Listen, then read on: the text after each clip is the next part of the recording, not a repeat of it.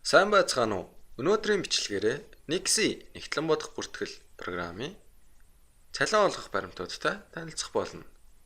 Бодсон цалингаа ажилтнанд олгохын тулд банкнд өгөх хүснэгт эсвэл кассаар олгох хүснэгт гэх баримт аль нэгийг үүсгэнэ. Эдгээр баримтууд нь ажиглагсад эд системийн навигац самбарын цалин гэх хэсэгт байрлах ба танаа байгууллага цалинаа бэлнээр тавьдаг тохиолдолд кассаар олгох хүснэгт баримтыг үүсгэнэ. Харин цалин ажилтны данс руу шилжүүлдэг тохиолдолд банкнд олгох хүснэгт баримтыг үүсгэнэ. Эхлээд цалингийн урьдчилгааг бэлнээр болон дансаар олгож үзцгээе. Бэлнээр олгохын тулд кассаар олгох хүснэгт гих баримтыг үүсгэнэ. Баримтаа үүсгээд дараах мэдээллүүдийг бүглэнэ. Урьдчилгаа цалин олгож буй сараа зааж өгнө. Жишээн дээр бөөндөө 10 сарыг ашиглая. Уг баримтыг үүсгэж буй хугацаагаа зааж өгнө. Жишээ нь урьдчилгаа цалин сар бүрийн 15-нд олгодог байлаа гэж үзье. Цалин олгож буй газар нэгжийг заана. Газар нэгжийг зааж өгсөн тохиолдолд хилцэс бүрийн урьдчилгааг тус тусын баримтаар үүсгэнэ гэсэн үг. Мөн газар нэгжийг бүглэхгүй байх боломжтой. Тэгсэн тохиолдолд нэг баримтын тусламжтайгаар байгууллагын бүх ажилчдын цалин олгох боломжтой. Төлөх гэсэн байгаа энэ хэсэгт урьдчилгаа гэж сонгоно. Дээрх мэдээллүүдийг оруулж дуусны дараа бүглэх товчийг дарахад кассаар олгох хүснэгт баримтын хүснэгт хэсэгт мэдээлэл автоматар бүглэгдэнэ. Урьдчилгааны дүн дараах мэдээллийн үндсэн дээр хийгддэг. Эхлээд ажилд авах баримтын урьдчилгаа гэх хэсэгт оруулсан мэдээлэл.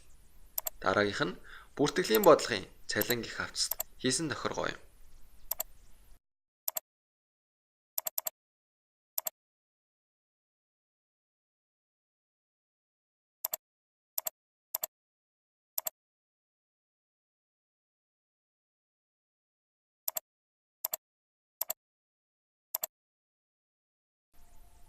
Урьдчилгаа цалин харилцаагаар олгохын тулд банкнд өгөх хүснэгт гих баримтыг үүсгэнэ.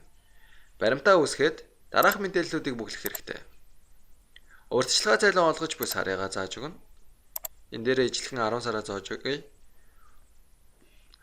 Уг баримтаа үүсгэж байгаа хугацаагаа зааж өгнө. Цалин олгож буй газар нэгжийг заана. Төлөх гэх хэсэгт урьдчилгаа гэж сонгоно. Цалингийн төсөл гэх хэсэгт цалинг ямар банкаар дамжуулж олгогдохоос шалтгаалan цалингийн төслөө сонгоно. Газар нэгж зааж өгдөг хэсэг маань кассаар олгох хүснэгтээ ижилхэн зарчмаар ажилладаг. Дээр дурдсан мэдээллүүдийг оруулж өгсөний дараагаар бүглэх товчийг дарахад кассаар олгох хүснэгт баримтын хүснэгт хэсэг автоматар бүглэгдэнэ. Урьдчилгаа цалин тооцоолох аргачлал нь кассаар олгох баримттай ажиллахан. Касс болон банкар цалин олгох гэх баримтын мэдээлэлээр үндэслэн ажилтнтай хоорондын тооцоо болон олгох цалин гэх регистрүүдэд мэдээлэл бүглэгддэг. Энэ регистрт бүглэгдсэн мэдээлэлээр үндэслэн цалин олгох баримтын сүүл цалингийн мэдээлэл тооцоологддог. Сарын эцэст сүүл цалин олгох баримт үүсгээд ажилтнтай хоорондын тооцоо болон олгох цалин гэх регистрүүдтэйгээ танилццгаая. Баримтаа үүсгээд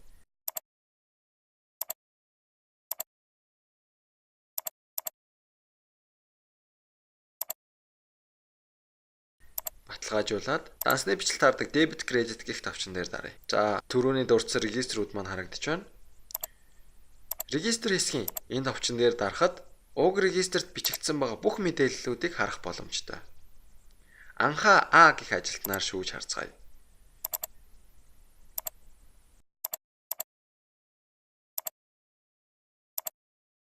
Ажилтнтай хоорондын тооцоо болон олгох цалин гэх регистрүүдийн тухай тайлбарласан гол шалтгаан нь хэрэглэгч ямарваа нэг байдлаар ажилтнанд тооцоолсон цалингаас их эсвэл бага мөнгө олгосон тохиолдолд дараа сард зөрүү дүн нь ажилтнанд олгох ёстой цалингийн дүн өөрчилж өгдөг. Тэгэхээр энэ талаар анхаарах хэрэгтэй. Уг хүснэгтүүдээ үүсгэж дуусны дараагаар та тэдгээрийг баталгаажуулаад тэдэн дээр үндэслэн бэлэн мөнгөний зарлагын баримт аль эсвэл харилцагын зарлагын баримтаа үүсгэнэ.